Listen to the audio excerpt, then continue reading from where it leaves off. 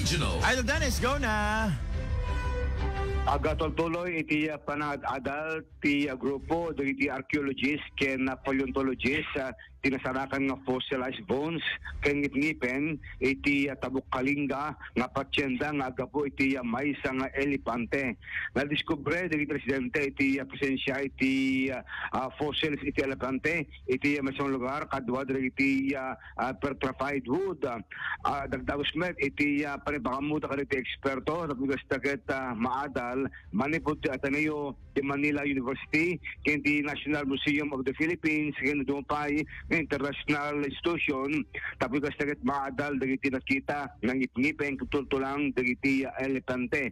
Muna na recover dagiti eksperto dagiti tultulang iti rhinoceros nga sinek iti lugar kadwa dagiti dumapay nga tultulang iti stegodon ken dumapay nga klase iti an animal. Membasar iti resulta iti panagsukisok dagiti tultulang iti rhino ken dumapay nga daan ti 709,000 years ago, Idol Bernard. Iti agdamakit na protektaran ng iti lugar tapos daket amanda no dagito ket tapudpud nung da Pilipinas iti panawen iti sagasot taribo nga tawen iti napalabasen. Idol Dennis Gabriel Alitio, Tatak, RMN.